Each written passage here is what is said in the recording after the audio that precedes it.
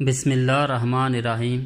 میری دوستوں سے گزارش ہے کہ ویڈیو کو لائک کریں، شیئر کریں اور چینل کو سبسکرائب کر دیں، ساتھ میں بیل آئیکن کا بٹن بھی دبا دیں تاکہ نئے آنے والی ویڈیوز آپ تک پہنچتی رہیں۔ برہمن آباد پہنچ کر جے سنگھ نے چاروں طرف فرقارے دورائے۔ راجہ داہر کی شکست سے پہلے ملتان سے لے کر راجپوتانہ تک کئی راجہ اور سردار اپنی اپنی افواج کے ساتھ اس کی مدد کے لیے روانہ ہو چکے تھے، لیکن نرون کی فتح کے بعد جب محمد بن قاسم نے برہمن آباد کا رخ کرنے کی بجائے سیون اور سوستان کی طرف پیش قدمی شروع کی تو انہیں یہ اطمینان ہو کہ برہمن آباد کے قریب فیصلہ کن جنگ لڑنے کے لیے ابھی کافی وقت ہے۔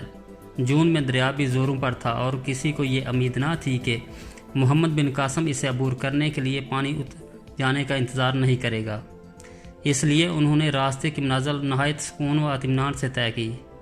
راجہ داہر کو بذات خود اپنے اندازے سے بہت پہلے محمد بن قاسم کے مقابلے میں صف راہ ہونا پڑا اور دور دراز سے آنے والے بہت کم مددگار وقت پر پہنچ سکے۔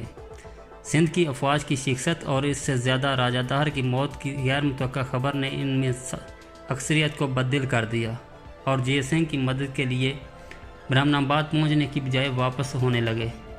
جے سنگھ ان لوگوں کی مدد کے بھروسے پر ایک اور فیصلہ کن جنگ لڑنے کا ارادہ کر رہا تھا، چنانچہ اس نے یہ مشہور دریا راجہ داہر مرا نہیں، وہ شکست کھانے کے بعد جنوبی ہند کے راجاؤں کی مدد حاصل کرنے کے لیے جا چکا ہے اور چند دنوں تک اپنے ساتھ ایک لشکر حرار لے کر برہمن آباد پہنچ جائے گا۔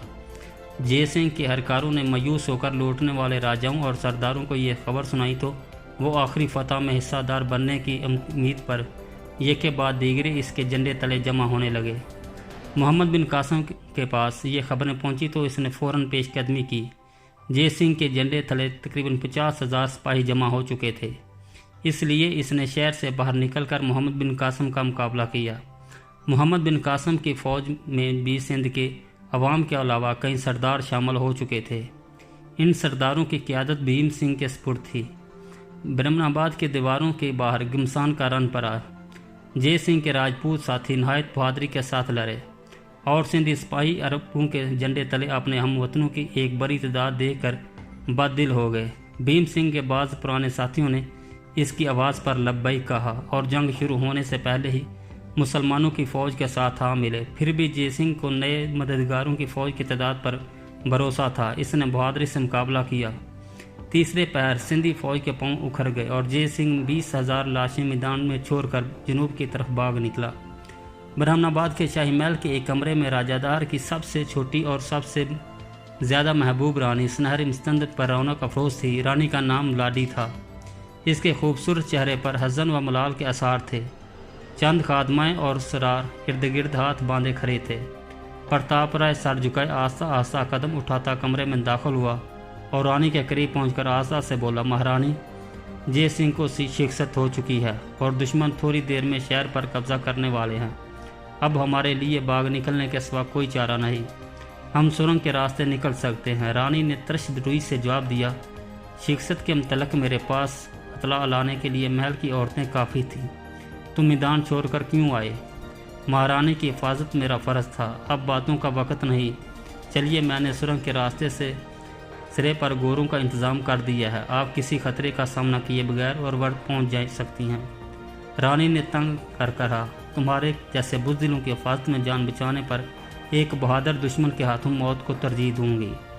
پرتاپ رائے نے افسانہ ہو کر کہا، یہ میرے ساتھ انصاف نہیں، میں آپ کا وفادار خادم ہوں، تمہارے لیے انصاف کا وقت آ چکا ہے۔ یہ کہتے ہوئے رانی مستند سے اٹھ کر کھڑی ہو گئی۔ پرتاپ رائے نے پریشان ہو کر کہا، مہارانی آپ کیا کہہ رہی ہیں؟ میں آپ کی بھلائی کی بات کہتا ہوں۔ رانی نے گرجتی ہوئی آواز میں کہا، تم اس ملک کے سب سے بڑے دشمن ہو، سندھ پر مصیبت تمہاری وجہ سے آئی، مہاراج کو عربوں کے ساتھ جنگ مول لینے کے لیے تم نے ورگلایا، جے رام کو تم نے ہمارا دشمن بنایا، بھیم سنگھ اور ادے سنگھ جیسے بہادر سپاہی تمہاری وجہ سے دشمن کے ساتھ جا ملے، پچھلی جنگ کے میدان میں سب سے پہلے بھاگنے والے تم تھے اور اب تم میری جان بچانے کے لیے نہیں بلکہ اپنی جان کے خوف سے مجھے اپنے ساتھ لے جانا چاہتے ہو۔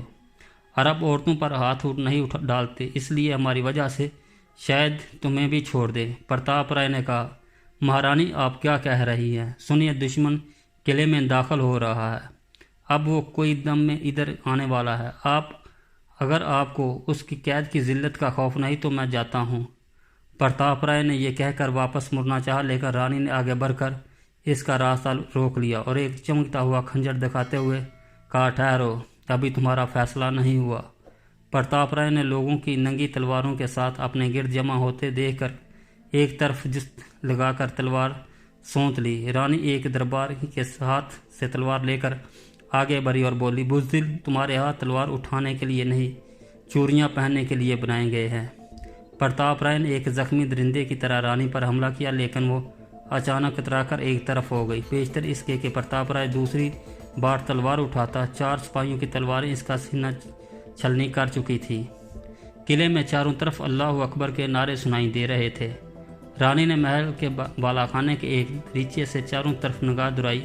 قلعے کے دروازوں پر سندھ کے پرچم کی بجائے اسلامی پرچم لہرا رہا تھا۔ نیچے کشادہ صحن میں مسلمانوں کی فوج جمع ہو رہی تھی۔ سب سے آگے ایک نوجوان سفید گھوڑے پر سوار تھا اور سندھ کے بے شمار سپاہی محمد بن قاسم کیجیے کے نعرے لگا رہے تھے۔ ایک درباری نے سفید گھوڑے کی طرف اشارہ کرتے ہوئے، محمد بن قاسم وہ ہے۔ رانی غضب آلودہ نگاہوں سے اس کی طرف دیکھنے لگی۔ ایک بوڑھے سردار آگے بڑھ کر کہا، مہارانی، اب بھی باغ نکلنے کے وقت ہے۔ رانی نے ایک سپاہی کے ہاتھ سے تیر کمان چھین کر محمد بن قاسم کی طرف نشانہ باندھتے ہوئے کہا، بھاگنے والے راجوں اور رانیوں کے لیے نہیں، اس دنیا میں کوئی جگہ نہیں۔ لیکن اچانک کسی کے پاؤں کی آواز سنائی دی اور رانی کی توجہ تھوڑی دیر کے لیے دائیں آتے ایک دروازے کی طرف مبذول ہو گئی۔ بھیم سنگھ چند سرداروں کے ہمراہ نمودار ہوا۔ رانی نے اسے دیکھ کر منہ پھیر لیا اور دوبارہ محمد بن قاسم کی طرف نشانہ باندھنے لگی۔ نیچے سے چند سپاہیوں نے شور مچایا۔ محمد بن قاسم اچانک ایک طرف جھک گئے۔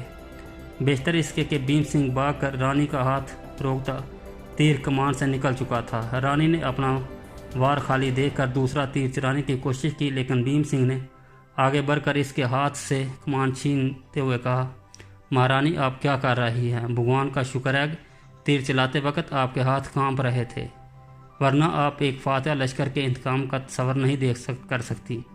اگر آپ یہ سمجھتی ہیں کہ ان کے سپہ سالار کی موت اس فوج کا حوصلہ پست کر سکتی ہے تو آپ غلطی پر ہیں۔ یہ فوج وہ نہیں جو سپہ سالار کی موت کے بعد میدان چھوڑ کر بھاگ جاتی ہے۔ ان کا ہر سپاہی سپہ سالار ہے۔ رانی نے جذبات کی شدت سے ابدیدہ ہو کر بھیم سنگھ کی طرف دیکھا اور کہا، بھیم سنگھ، اب تم کیا چاہتے ہو؟ کیا اب تک تم اپنا بدلہ نہیں لے چکے؟ بھیم سنگھ نے جواب دیا، میں صرف یہ پوچھنے آیا ہوں کہ عرب قیدی کہاں ہے؟ قید خانے سے صرف سراندیپ کے ملا ملے ہیں۔ وہاں سے یہ معلوم ہوا ہے کہ عرب قیدی راجہ کی موت کے بعد اس محل میں لائے گئے تھے۔ مجھے یقین ہے کہ آپ نے ان کے ساتھ کوئی برا سلوک نہیں کیا ہوگا، لیکن مجھے پہرے دار نے بتایا کہ پرتاپ رائے بھی آپ کے پاس ہے اور مجھے ڈر ہے کہ آپ نے کہیں ان کے کہنے پر آ کر ان کے ساتھ کوئی برا سلوک نہ کیا ہو۔ رانی نے کہا، فرض کرو اگر میں نے کوئی برا سلوک کیا ہے تو مسلمان عورتوں پر ہاتھ نہیں اٹھاتے، لیکن پرتاپ رائے کو شاید قابل معافی نہیں سمجھے۔ رانی نے کہا، اگر میں نے اپنے حکم سے انہیں قتل کروا دیا ہو تو؟ بھیم سنگھ نے چونک کر جواب دیا، تو میں یہ سمجھوں گا سندھ کو ابھی اور برے دن دیکھنے ہیں، لیکن مجھے آپ سے یہ امید نہیں۔ میں محمد بن قاسم کو بتا چکا ہوں کہ آپ نے ہمیشہ قیدیوں کے متعلق مہاراج اور پرتاپ رائے کے خطرناک ارادوں کی مخالفت کی ہے اور وہ اس کے لیے آپ کے احسان مند ہیں۔ رانی نے کچھ دیر سوچنے کر کہا، اگر میں ان کے قیدیوں کو دشمن کے حوالے کر دوں تو وہ یہاں سے واپس چلا جائے گا؟ بھیم سنگھ نے جواب دیا، فاتح لشکر کو کوئی شرط ماننے کے لیے مجبور نہیں کیا جا سکتا۔ ہمیں اس کے ساتھ مسالت کے جو مواقع ملے تھے وہ ہم نے طاقت کے نشے میں ضائع کر دیے۔ اب وہ اپنی فتوحات کے سراب کو ہندوستان کی آخری سرحد تک لے جانا چاہتے ہیں۔ تمہیں یقین ہے کہ وہ اورور پر حملہ کریں گے؟ ہاں، وہ شاید 4 دن کے اندر ہی اورور کی طرف پیش قدمی کر دیں، اور میں اس لیے بھی آپ کے پاس حاضر ہوا کہ اورور کی حفاظت راجکمار فنی کر رہا ہے۔ آپ شاید یہ پسند نہ کریں کہ وہ مسلمانوں کے گوروں کے سموں کے نیچے کچلا جائے۔ قیدیوں کو محمد بن قاسم کے حوالے کر کے آپ اس کی جان بخشی کروا سکتی ہیں۔ اس کے پاس جس قدر سپاہی ہوں گے اس سے زیادہ سپاہی محمد بن قاسم کی فوج میں سندھ سے شامل ہو چکے ہیں۔ راجکمار جس قدر بہادر ہے اس قدر نا تجربہ کار ہے، وہ عربوں کا مقابلہ نہیں کر سکتا۔ इसकी जान सिर्फ इस सूरत में बच सकती है वो हथियार डाल दे। रानी ने फिर थोड़ी देर तजब्ज़ब के बाद कहा, मैंने सुना है कि अरबों को दौलत का बहुत लालच है। अगर वो वापस जाने पर रज़ामंद हूँ तो मैं उन्हें बरनाबाद के अलावा उर्वर का ख़जाना भी दे सकती हूँ। भीम सिंह ने जवाब दिया, वो एक असूल के लिए लड़ते हैं, यहाँ तजारत के लिए नहीं आए। तुम्हारे दिल में अरबों के लिए बहुत इज्जत है। उन्होंने तुम पर क्या जादू किया? भीम सिंह ने चंद कदम आगे बढ़कर पीछे इशारा करते हुए कहा, जादू इधर देखिए, इनके जादू ने किस पर असर नहीं किया।